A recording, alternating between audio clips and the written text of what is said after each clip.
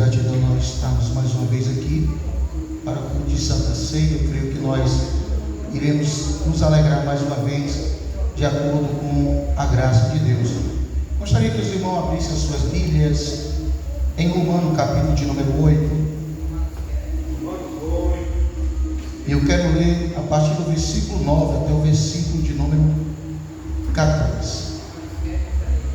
8. Romanos, capítulo de número 8, do versículo 9 ao versículo 14, para a nossa meditação nesta noite. Isso. Que diz assim: vós, porém, não estejais na carne, mas no Espírito, se é que o Espírito de Deus habita em vós. Mas, se alguém não tem o Espírito de Cristo, esse tal não é dele. E se Cristo está em vós, o corpo, na verdade, está morto por causa do pecado, mas o Espírito vive por causa da justiça.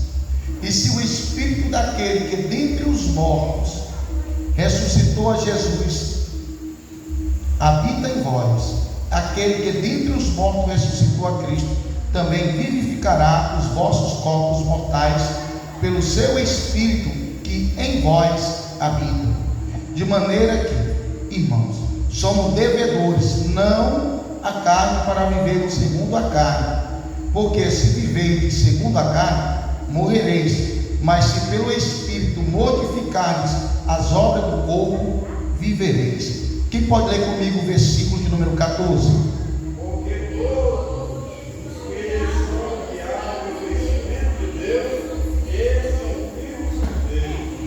É forte, não é? Porque todos os que são guiados, dirigidos, direcionados pelo Espírito de Deus, esses são filhos de quem? De Deus. Esse capítulo de número 8, ele é muito profundo, que ele vai nos mostrar que nenhuma condenação há para aqueles que estão em Cristo Jesus, que não andam segundo a carne, mas que andam segundo o Espírito. E é bem profundo, meus amados irmãos, que o verso 14 ele traz uma direção.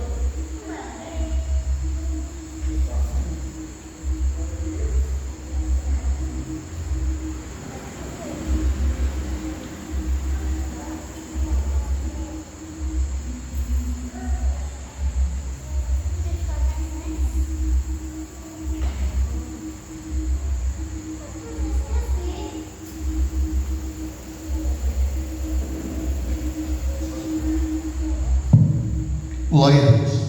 Então esse verso 14 nos traz uma direção muito grande, porque ele vai dizer todos. Ele está dizendo que todos os que são guiados.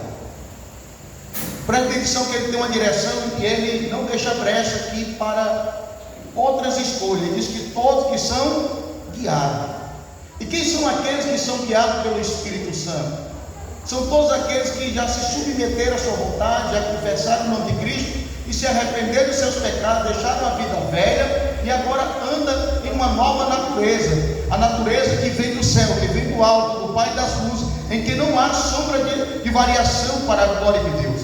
E é tanto quando nós vamos lá na primeira carta de João, que se os irmãos puderem nos acompanhar, na primeira carta de João tem algo que é muito importante, que nos mostra duas qualidades de filhos. Primeira carta de João, no capítulo de número 3, e a partir do versículo 7 em diante diz assim: filhinho, ninguém vos engane, quem pratica justiça é justo, assim como ele é justo. Quem pratica o pecado é do diabo, porque o diabo peca desde o princípio. Para isto o Filho de Deus se manifestou para desfazer as obras do diabo.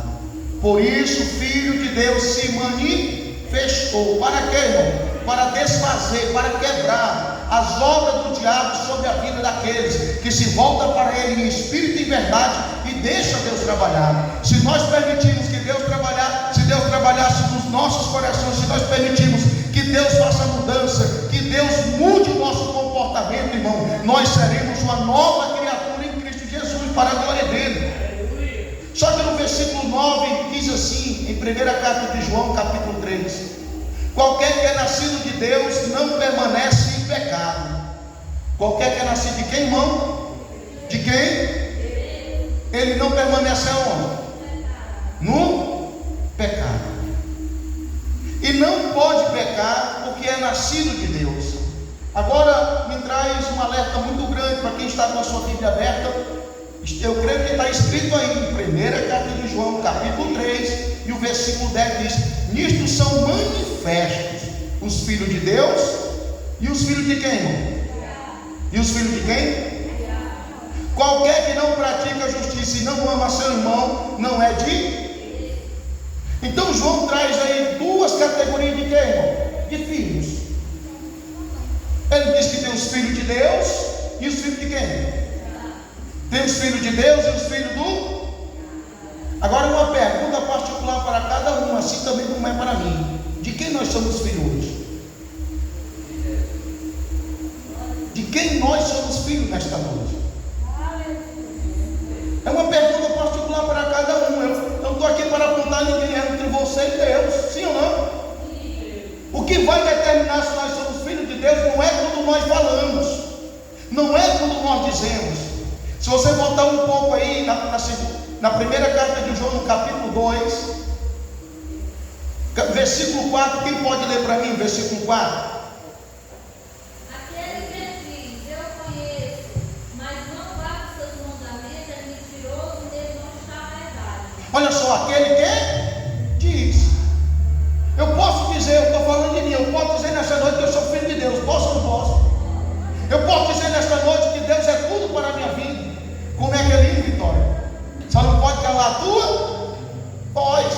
Mas será que quando Deus fala, nós queremos escutar Deus?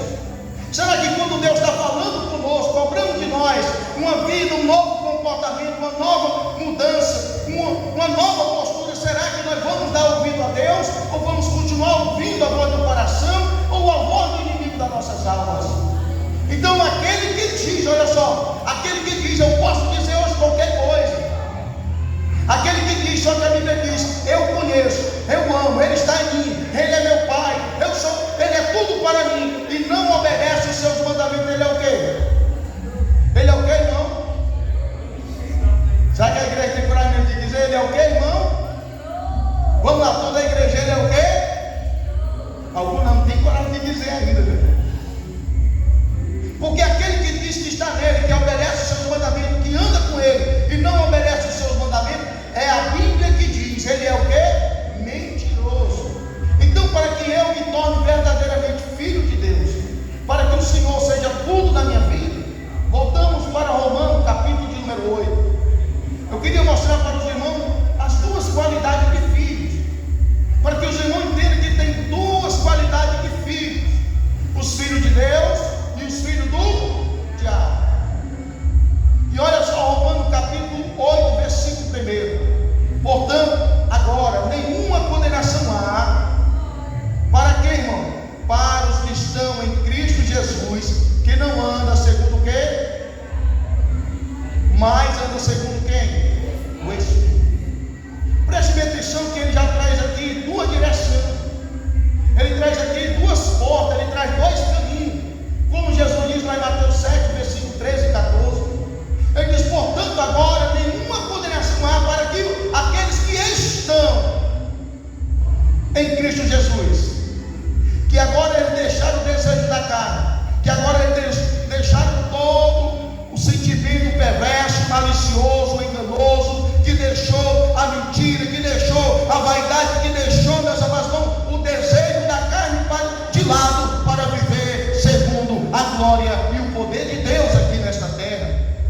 E quando nós vamos ler no versículo de número 5 de Romanos, capítulo 8, traz também, meus amados irmãos, essas duas direções. Amém? Olha só para a minha vida e a sua vida. Em Romanos 8, versículo 5, ele traz duas direções para a minha vida e a sua vida. Que diz assim, ó: porque os que são segundo a carne inclinam-se para as coisas lá, mas os que são segundo o Espírito para as coisas de quem? Aí eis uma pergunta: para onde nós estamos inclinados? E aqui a inclinação, irmão, está falando dos desejos, está falando das nossas vontades, está falando do nosso querer. Deu para entender?